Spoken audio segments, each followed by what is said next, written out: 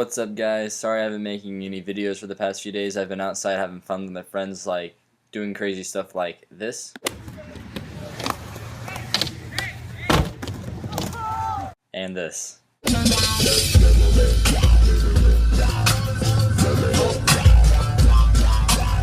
So to make up for my absence of videos, I'm going to go ahead and finish the how to make a more professional YouTube video playlist, including thumbnails and tags and stuff. This current video is going to be over how to make thumbnails. So yeah, it is also 2:30 in the morning, so I'm definitely trying to make up for this, and let's go ahead and get it started, guys. Okay, so what you're going to need for this tutorial is Photoshop CS5, CS4, CS6, or whatever. I use Photoshop CC 2014. So you're going to need that, and that's pretty much it, and internet access, which if you're watching this tutorial you obviously have. So I'm going to go ahead and get this screen recording thing out of my way. Cancel that real quick. Go ahead and minimize this, and I'm going to open up Photoshop. So sorry about that. From here, what you're going to do is press File and then New, and you're going to want to change your width to 1280 and your height to 720, and then make sure everything else on yours is like this, which it should be because that's just standard stuff. Then press OK, and you'll get the actual thumbnail itself right here.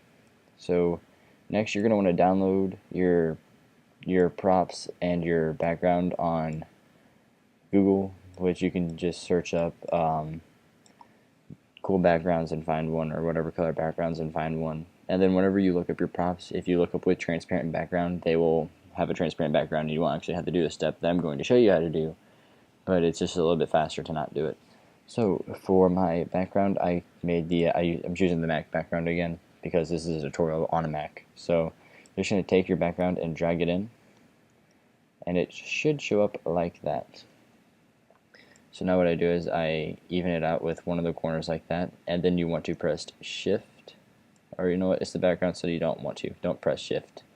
Just size it to your thumbnail, and then press this button right here, and then place. And you have your background. Yay! Okay, so next we're going to add our props here. So first I'm going to add the QuickTime one, which I am pretty sure already has a transparent background, which it does. So now you're going to want to press Shift to resize it and make sure it doesn't get distorted at all. I'm going to make it about that big, and then drag it to wherever you want, and I'm going to put it down here, and you can curve it, and I'm going to curve it just like that, and then like you do with the background, place it. So now I'm going to go ahead and edit this one. So I'm going to go ahead and click right here on the layer it's on, double click, press on stroke, and I'm going to add white, I think. No, I'm not. Well, yeah, I'll add white strokes, and then a drop shadow. And with this, I usually set this to 50, but I'm gonna go ahead and set it to 40 for this video. And then both of these go to 10.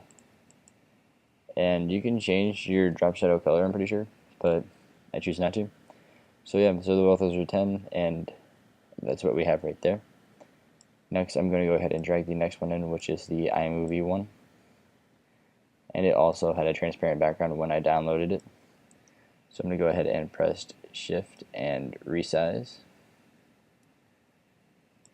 And I think I'm going to place this one up here at this angle. And I'm going to place it like that. Double click on the layer. Go ahead and add its stroke of white at 9, and its drop shadow is the exact same stuff as the other one, which is 40, 10, and 10, and then press OK. So there's that one. Next is the Apple icon, and I don't think this one has a transparent background. So this is where you're going to get to learn how to give something a transparent background. So we have the item, so we're going to go ahead and place it right off the bat.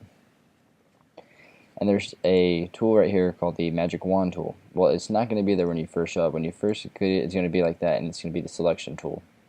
So you're going to want to right click and select the Magic Wand tool. Press in the the colored area of the picture, go ahead and up here and press select and then inverse, and then you're going to copy it, so Command C and then press Command V, and you will have a copy. So the original photo that of the logo that you're editing to have a transparent background, you're going to go ahead and delete the original layer, and you will have the actual layer itself, and you can freely move that amongst the picture. And I'm going to put it right up here, and I want to angle it around, so I'm going to press Command and T and go ahead and angle it. I'm going to angle it that way and place. Again, we'll apply. Then I'm going to double click on the layer and give it its stroke of white at level 9, and its drop shadow of the exact same as the other, so 40, 10, and 10. So now we have our background and all of our props that are completely edited. Now we're going to go ahead and add the words. So to add words, go ahead and add a new layer. So layer, new, and then layer.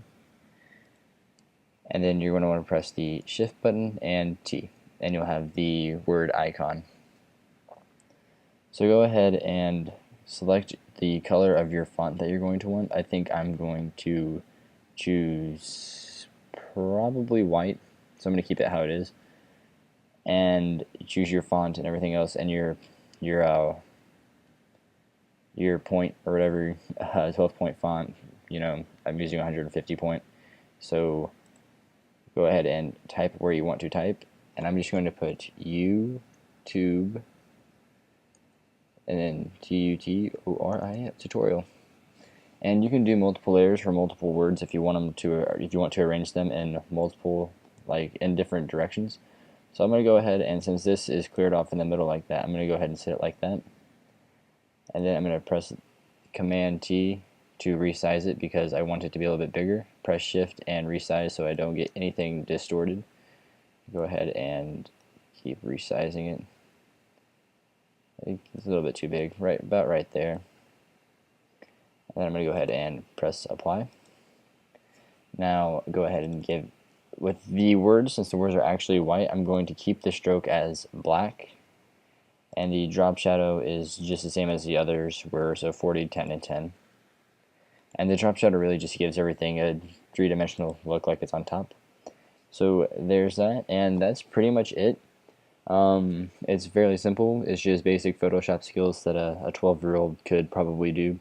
I don't know how I didn't learn this when I was littler, but it's pretty simple. That's basically your thumbnail, so you're just going to want to press File, and then Save As, and save it to wherever you want. And it says Photoshop right here, you're going to press Save as a JPEG file, and then press Save.